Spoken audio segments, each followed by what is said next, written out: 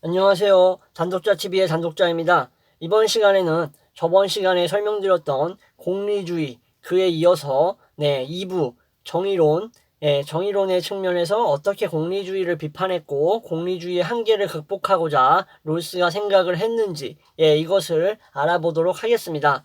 이제 먼저 존 롤스의 정의론을 설명해 드리기에 앞서서 죄송합니다. 리버럴리즘에 대해서 먼저 말씀을 드려야 합니다. 왜냐하면은 이러한 리버럴리즘의 측면에서 롤스가 분석을 했다라고 볼 수가 있는 거기 때문이에요. 이 리버럴리즘 계속 반복드리는데 이 리버럴리즘을 그냥 지적하셔가지고 만약에 자유주의라고 생각을 하시면 지적하면은 자유주의잖아요. 그죠? 안 됩니다. 왜 안 되냐?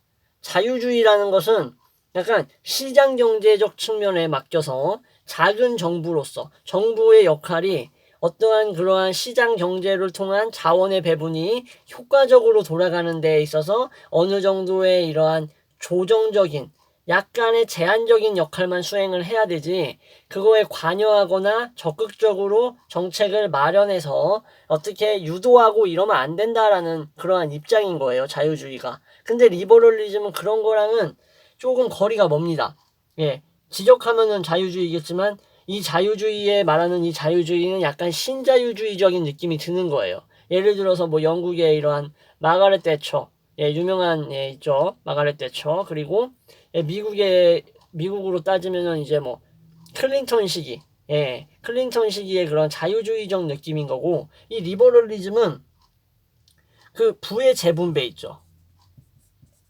부의 재분배 측면에서 이거를 이제 경제적 약자를 구하는데 이제 이러한 부의 재분배의 측면이 중요하다라고 본 거고 그리고 복지국가를 지지합니다.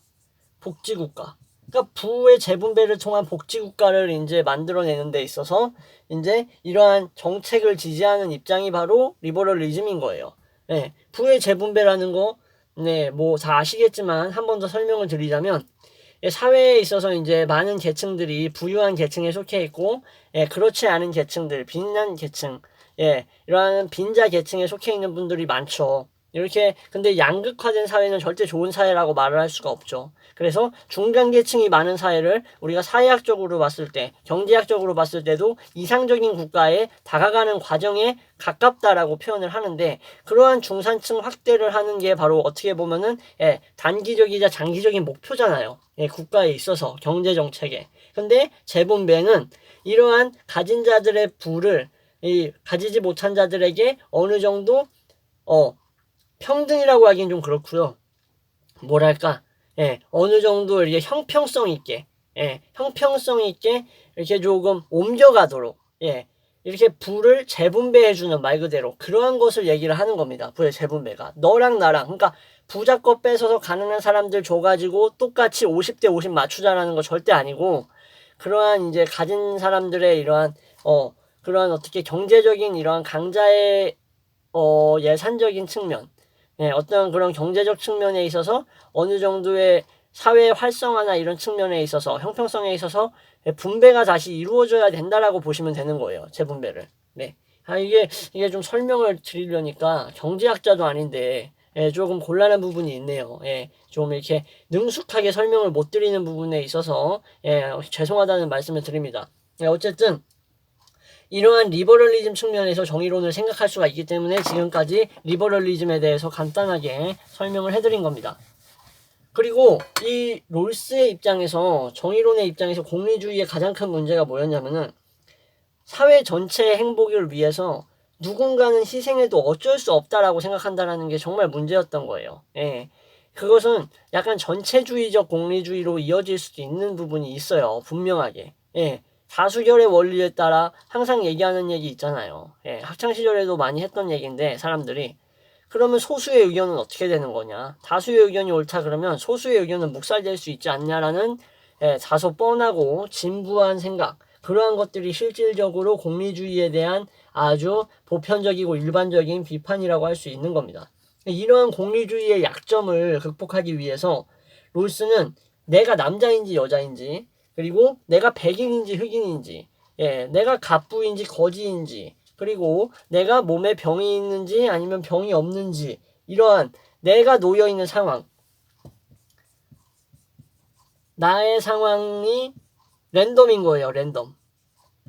나의 상황이 랜덤으로 이루어질 수 있을 때, 그러니까 한마디로 내가 이렇게 랜덤으로 어떤 사회에서 다시 태어날 수 있다라고 칠게요. 태어남. 사회에서. 그러면은 나의 상황이 랜덤으로 태어날 수 있으면 그 사회를 너는 어떤 사회로 만들고 싶냐라는 거예요. 다시 말씀드려서 너는 그 사회가 어떤 사회여야만 하냐는 거죠. 예, 어떤 사회를 추구하냐 이거예요. 예, 너의 상황이 랜덤으로 결정될 수 있는 그러한 처지라면 너가 태어날 수밖에 없는 사회는 너는 어떠한 사회로 만들려고 할 것인가 이걸 말씀드리는 겁니다. 당연히 내가 진짜 빈곤하고 극악하고 선천적인 질병도 가득하고 진짜 말 그대로 운수 꽝인 상태로 진짜 재수 정말 없는 상태로 그러한 입장에서 태어날 수 있는 가능성이 어느 정도 있다라면은 네, 정상적인 생각이 박혀 있는 사람이라면 예, 뭐 돈을 많이 가진 자의 사회, 예, 부유층만 편하고 가난한 자들은 힘든 사회를 만들려고 하진 않을 거라는 거예요. 합리적인 생각을 할 수 있는 사람이라면 말이죠. 존 롤스 입장에서 그렇습니다. 그래서 이런 사회를 어떻게 만들 것인가, 예, 어떠한 사회가 되어야 하는가를 얘기하는 겁니다. 예, 이렇게 가정해보자라는 게 바로 무지의 베일인 겁니다. 무지의 베일. 무지의 베일로 가정을 해보라는 거예요. 예, 내가 방금 말씀드렸다시피 진짜 사회적인 약자로 태어날 수 있잖아요. 재수없게 진짜 예, 진짜 완전히 진짜 팔자 더럽게 예, 그렇게 태어날 수도 있고 아니죠. 또 반대로 진짜 슈퍼스타로 태어날 수도 있죠. 스포츠 부분에 있어서 스포츠 슈퍼스타라든가 아니면은 뭐 다른 측면에 있어서 유명한 사람, 네, 뭐 아주 뭐 인기 많은 사람으로 태어날 수도 있고 되게 다양한 계층이 있잖아요. 사회에는. 그쵸? 네. 근데 우리는 이러한 상황에서 알 수가 없는 거예요. 예. 내가 어떤 위치에 있을지 알 수가 없다라는 거예요. 이거를 반드시 가정을 하고 나서 우리가 살아갈 사회와 국가가 어떤 모습이어야 하는지에 대해서 다시 생각을 해봐야 된다는 겁니다. 존 롤스의 이 정의론의 핵심적인 부분이에요, 이게. 제가 그래서 존 롤스라는 사람을 좋아하는 건 아닌데 이 무지의 베일이라는 이러한 개념을 정말 좋아합니다. 지금 우리가 살아가고 있는 시대도 실제로 그래요. 진짜 제가 만약에 다시 뭐 사후세계를 믿거나 그런 건 아니지만 다시 뭐 환생을 한다든가 다시 세상에 태어난다라고 했을 때 진짜 이러한 랜덤 박스 같은 이러한 곳에서 내가 뭐가 될지 모르는 상황에서 태어난다고 하면 저도 당연히 이러한 뭐라 그래야 돼, 경제적으로 이제 부유한 사람들이 살아가기 쉽고 좋은 사회, 그리고 돈이 없는 사람들은 진짜 힘듦과 고통과 시련을 겪어야만 하는 이러한 사회를 만들기보다는 당연히 이러한 사람들에게도 어느 정도의 혜택이 돌아가고 조금 더 살만한 그러한 사람들이 살만한 사회를 만들려고 할 거예요. 당연히 저도. 왜냐면 내가 그 위치에 처해 있지 않으리란 법이 없잖아요. 그쵸? 내가 그 위치에 처하지 않으리란 법이 어디 있어? 태어났는데 진짜 개 버러지 같은 삶을 살 수도 있잖아, 진짜. 막 어머니 아버지 막 교통사고로 뭐 태어나자마자 뭐 돌아가시고 뭐 나는 뭐 선천적으로 고치지 못하는 척추질환이라든가 뭐 이런 거 있어가지고 휠체어 타고 다니고 이런다고 생각해봐요. 근데 내가 그런 상황에서 태어날 수 있는데도 불구하고 나는 부르주아라든가 귀족이라든가 이러한 뭔가 돈이 많은 자본가의 이러한 계층을 위한 사회를 선택하겠냐 이 말이에요. 선택할 거예요? 안 하죠. 누가 선택하겠습니까? 뭐 인생 한 방이라고 생각해가지고 선택한다고 하는 분들도 있겠지만 그거는 비합리인 거죠. 그거를 합리적이라고 볼 수는 없는 거죠. 맞아요. 물론 내가 그러한 위치에서 태어날 수도 있어요. 진짜 대한민국 자본주의 이 사회에서 진짜 돈이 거의 모든 걸 결정하는 이 사회에서 내가 정말로 부유한 층의 집안의 자식으로 태어날 수도 있어요. 그렇지만 그 반대도 존재하는 거잖아요. 분명히. 그러면 어떤 사회를 만들려고 할 거냐 이거예요. 그렇죠. 이렇게까지 제가 반복해서 강조해서 설명하는 이유는 진짜 제가 살아가면서 네, 이러한 측면에 대해서 느끼는 부분이 많아서 그런 것 같습니다. 네. 자, 어떤 사회를 만들까? 이러한 상황에서. 네. 이렇게 함으로써 우리는 사회의 정의를 실현하기 위한 세 가지의 원리를 도출할 수 있다고 얘기했습니다. 3원리. 3원리는 이제 사회의 정의를 실현하는 거예요. 첫 번째 이제 설명을 해드릴게요. 여기서 시간을 좀 많이 끌었네. 빨리 설명해드린다고 했는데 이 무지의 배일이 상당히 중요해서 시간을 좀 끌었네요. 첫 번째는 자유의 원리입니다. 기본적 자유의 원리예요. 기본적 자유의 원리는 우리가 생명으로 인해서 어느 정도 누릴 수 있는 그러한 기본적인 그러한 기본권 같은 것들을 얘기하는 겁니다. 기본권에 있어서 뭐 자유권, 평등권, 뭐 인간의 존엄성 이런 것들 있죠. 예, 천부 인권적인 부분들 그러한 것들을 얘기하는 겁니다. 이러한 개인의 자유나 죄송합니다. 이런 기본적인 개인의 자유 같은 것들이 원칙적으로 보장이 되어야 한다. 사상이나 언론의 자유, 양심의 자유가 보장되어야 된다. 두 번째 원리인 겁니다. 두 번째 원리는 기회균등입니다. 기회균등의 원리입니다. 이거는 경제적인 차이가 있더라도 공정한 경쟁 사회는 평등하게 기회가 주어져야 한다는 겁니다. 그러니까 이런 거 얘기하는 거예요. 예, 이런 조금 뭐 기업 내 뭐 인사 담당하시는 분들이 제 영상을 볼 리는 없겠지만 만약에 혹시라도 만에 하나 보게 된다면 꼭 드리고 싶은 말씀이 이러한 기회균등의 원리가 너무 안 지켜진다라고 저는 생각을 하는 겁니다. 예. 이 뭐 외국에 나갔다 온 경험, 유학연수 경험 이런 것들 높게 치죠. 그죠? 실질적인 실무와는 상관이 없는데 이러한 것들이 과연 채용을 하고 뭐 면접을 보고 하는 데 있어서 공정한 경쟁 사회라고 할 수 있는 겁니까? 저는 아니라고 생각해요. 이거는 기회가 균등하게 주어지는 게 아니라고 생각합니다. 아니 뭐 물론 뭐 유학연수가 없는 사람들이나 뭐 그러한 사람들 대외활동 경험이 없는 사람한테도 평등하게 지원을 할 수 있다라는 그러니까 지원의 측면에서 우리가 기회를 평등하게 주고 있지 않냐 이런 씹소리는 하시면 안 되는 거예요. 그거는 평등한 게 아닙니다. 뭐 지원을 하지 못하게 하는 거는 기본권 침해예요. 그건 그건 기본권 침해의 측면이지 기회의 균등을 실천해주고 있는 게 아닙니다. 착각하면 안 돼요. 아니 뭐 유학연수 갔다 오든 안 갔다 오든 우리는 우리 회사 면접 보게 해주는데 불만 가지지 마라 이러면 안 된다라는 거예요. 이거는 공정한 경쟁 사회가 아닌 거죠. 평등하게 기회가 주어져야 한다라는 겁니다. 그거는 평등한 기회가 아닙니다. 저는 그렇게 생각합니다. 격차가 생기더라도 경쟁의 자유가 보장되어야 한다. 그거는 경쟁의 자유를 보장하는 게 아니라 대놓고 거르는, 대놓고 필터를 씌우고 보는 거잖아요. 그쵸?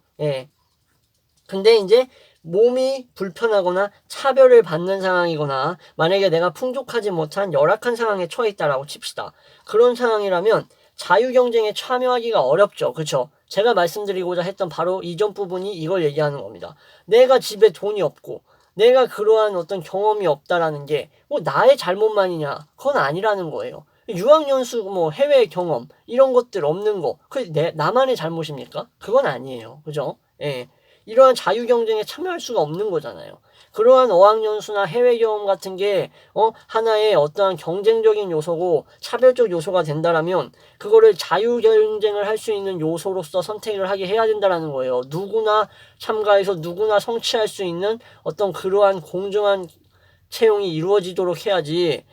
뭐 돈이 있으면 그런 경험을 더 할 수 있는 기회가 많을 거 아니에요. 어학연수나 뭐 해외 이러한 것들은. 그죠? 그렇기 때문에 자유 경쟁이 아닌 거죠. 그래서 롤스는 이러한 경쟁으로 생기는 격차 같은 것들 있죠. 이러한 것들은 가장 불안한 사람의 생활을 개선하기 위해서 조정이 되어야 된다는 겁니다. 조정. 이게 격차 원리입니다. 다시 설명드릴게요. 격차 원리. 그러니까 경쟁으로 생기는 격차 있죠.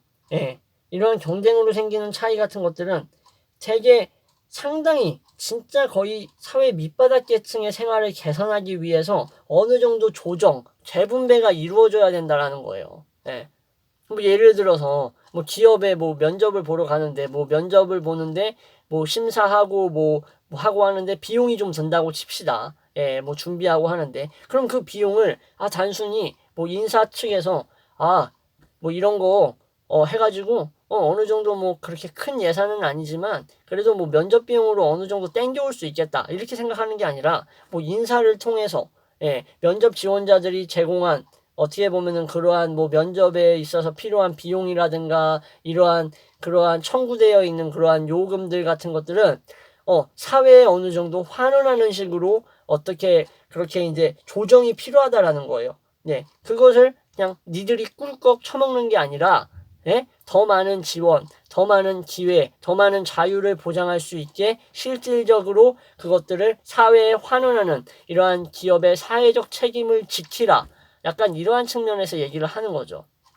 그게 바로 어떻게 보면 격차의 원리를 실현하고 있는 기업의 모습이 아닐까 싶습니다. 솔직히 존나 남겨먹잖아요. 예. 제 말 틀렸습니까? 아니죠. 존나 남겨먹죠. 그렇게 면접 지원하는 사람들, 수백만 명은 아니다. 뭐 수백 명 될 거 아니에요. 수천 명까지도 될 거 아니에요. 좋은 기업은, 그죠? 근데 그 돈들 만약에 조금씩 어느 정도 얻어낸 그 돈들 다 어떻게 합니까? 뭐, 주머니로 들어가거나, 뭐, 슬쩍하거나, 그렇게 쓰는 거는, 기업의 아무리 이윤 극대화가 기업의 궁극적인 목적이라고 하지만, 그거는 이러한 롤스의 입장에서 봤을 때는 정의로운 이러한 어떠한 사회를 구현하는 데 있어서 상당히 마이너스가 되는 부분이라고 본 겁니다. 부의 조정이 필요하다라는 거예요.